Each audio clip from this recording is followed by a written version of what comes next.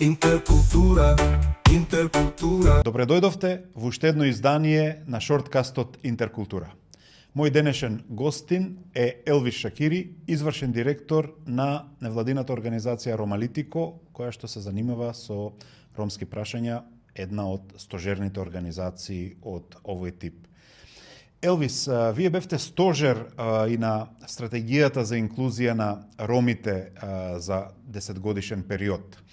Таа се донесе пред известно време од минатата влада, во меѓувреме се смени владата. Докаде е имплементацијата на оваа стратегија? Се уште се вклучени во процесот, го следите и какво е сегашното искуство и учество? Така, благодарам Роберт на поканата да учествувам на твојата емисија. Да, како што кажа, ние во 2022 година го фасилитиравме процесот за донесување на новата стратегија 2022-2030 година, заедно со оние надлежни институции кои што треба да ја спроведуваат стратегијата, односно Министерство за труд, Министерство за транспорт, здравство, образование и во тоа време Министерство за правда, бидејќи ставивме во новата стратегија требаше да ја вклучиме и граѓанската регистрација на лицата кои што не беа регистрирани. Меѓутоа исто така во делот на подготовка на стратегијата беа вклучени лица кои што се занимаваат со културата на ромите. Инаку ние како Ромалитико секоја година подготвуваме извештај во сенка за спроведување на националната стратегија за роми, така да за 2024 година имаме нотирано некои многу мали поместувања, односно подобрувања, значи некој лимитиран прогрес, односно ограничувачки прогрес во однос на спроведувањето.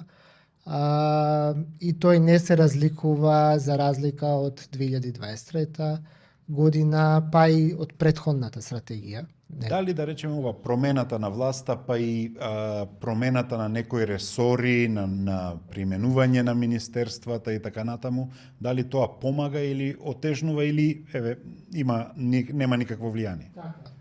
Според мене нема никакво влијание, затоа што за жал ние се уште од тоа што може да утврдиме, се уште нема некоја политичка волја или моќ оваа ситуација да се смени. Значи тоа е едниот фактор. Вториот фактор е финансиските ресурси кои што државата ги одвојува за решавање на ова горливо прашање. Инаку за имплементацијата на стратегијата на роми, државата одвојува некаде околу 900.000 евра на годишно ниво, што всушност се некој, како да кажам, минимум финансиски средства за да се реши ова горливо прашање, од кои што најголемиот дел од буџетот оди во Министерство за образование и Министерство за транспорт и врски. Во делот на Министерство за транспорт и врски се одвојуваат секоја година околу 20 милиони денари, тоа се некаде околу 350.000 евра за инфраструктура во локалните општини. Ние од наше искуство тоа што и претходно сме имале соработка со општини, мислам тоа е највизибилно нешто што всушност од тие пари оди кај ромската заедница, значи е нешто видливо, нешто конкретно. Исто и во делот на Министерство за образование, значи стипендирањето на средношколците и студентите во високо образование. И мислам тоа се всушност прогресите кои што се некои минимални, меѓутоа се случуваат. Меѓутоа од друга страна се уште состојбата во самата заедница е лоша. Инаку ако зборуваме за домени, како што кажав, во образованието имаме некој прогрес во делот на стипендирање, меѓутоа од друга страна имаме повторно висок процент на осип на ученици во основно и во средно училиште. Во делот на Министерство за транспорт да се спроведуваат локални инвестиции, обично по некоја уличка во некоја општина се асфалтира, меѓутоа најголем проблем во самата заедница е тоа што се уште населбите каде што живее ромско население по општините не се дел од детални урбанистички планови, за да се направат некои поголеми зафати во делот на вработување.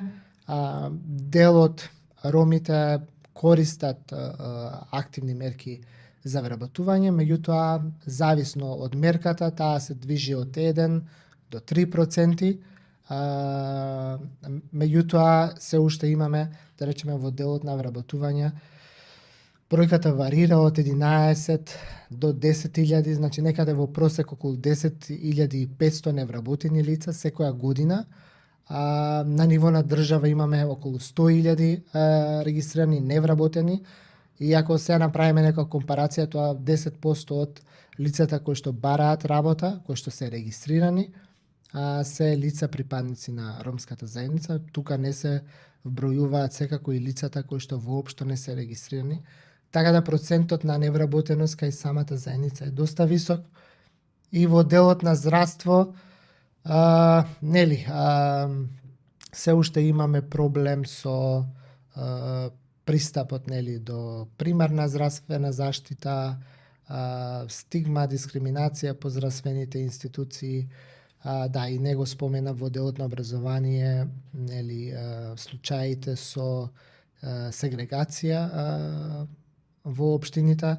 Ако во минатото имавме само во Битола, се појавува сега Прилеп, Штип, па и некои други општини. Така да имам некоја тенденција на зголемување на сегрегацијата на ученици роми во основно образование. Ромски партии, ромски функционери се назначуваат во сите влади, ги има.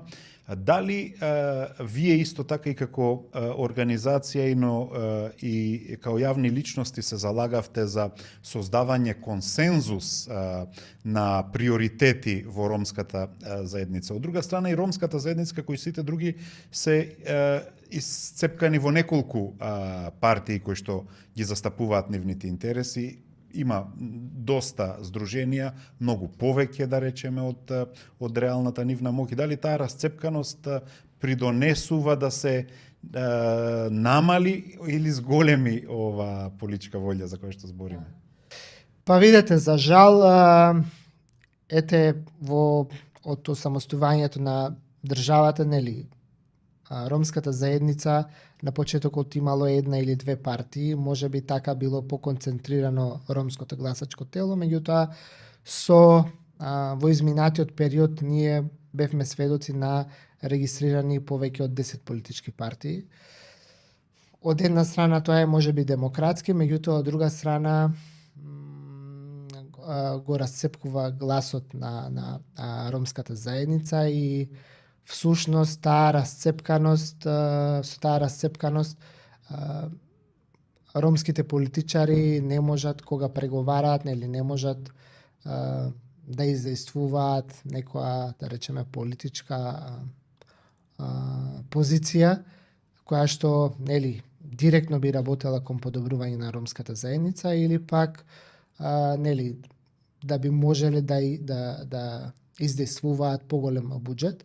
Од тоа што може да видиме, ни се случува некој патерн постојано, значи со секоја влада, без разлика дали ВМРО или СДСМ, значи ние постојано имаме министер без ресор, некогаш се ставени ете како сега заменици министри, претходно имавме само советник во претходната влада, немаше воопшто политичка представеност. Во претходната влада пред 2016 година исто имавме заменик министер за труд. Сакам да кажам, имавме по некоја позиција и може да се види дека од таа позиција каде што лицата действуваат, може да има некој мал напредок, меѓутоа дефинитивно расцепканоста и овој патерн дека секоја влада треба да даде само министер без ресор или некој заменик министер колку само да каже да еве има политичка представеност, тоа не го решава ромското прашање. Исто така и во делот на алокација на буџет. Значи ние секоја година нас не се случува истото одвојување на финансиски средства. 900.000 евра, од кои што ние во изминатиот период дури сме имале, каде што дури и тие 900.000 евра не се реализирале. Значи ние сме имале реализација 50-60, сега да речеме од минатата година било 80%. Меѓутоа сакам да кажам дека цело време е некој ист патерн. Се е нешто исто, кога се работи за ромската заедница и тоа треба да се промени. Значи нас ни требаат клучни политички фигури. Меѓутоа некогаш да речеме институциите, министерствата, агенциите знаат да се одбранат во смисла да речат дека ромските организации немаат доволно капацитет да бидат добри партнери на институциите, па некогаш дури ќе речат не е заинтересирана самата заедница да влезе во институционални рамки и да работи на подобрувањето на овој статус. Дали се ова точни констатации или се работи за некакви предрасуди? Па видете, ја мислам дека се предрасуди, ако некаде ромската заедница е добра, односно граѓанските организации, тоа е во пишување на проекти, затоа што целиот капацитет кој што се градел во изминатите 20 години, да речеме, бил во делот на граѓански организации, така да коментарот дека нема квалитетни предлози во делот на проекти, јас не се согласувам.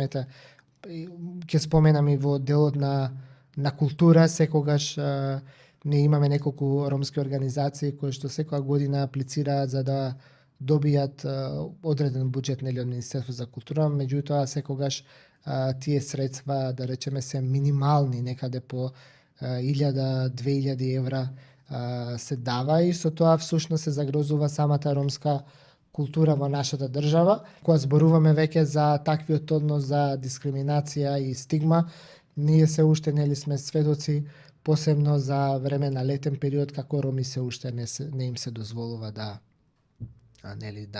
влегуваат во базени, се уште е ограничен пристапот на лица роми да отидат во ресторан или во кафич, особено во Прилеп.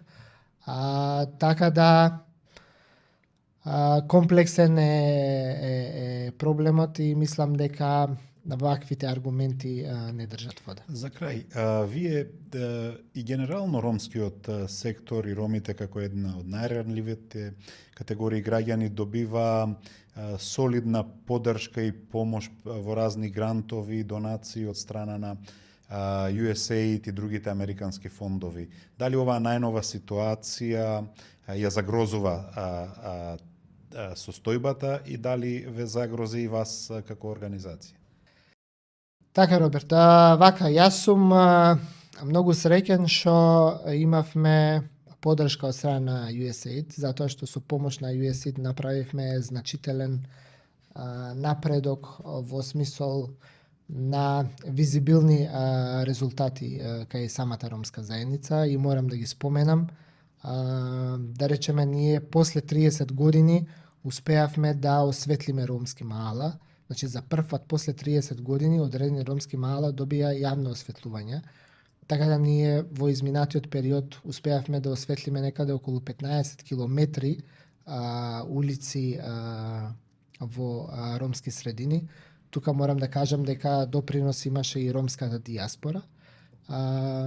Асфалтиравме некаде околу 4,5 километри улички, тоа се реконструиравме некаде околу 27 улици во 20 општини, реконструиравме градинки, училишта, мислам дека беа некаде околу 10 објекти, поставивме вода и канализација некаде во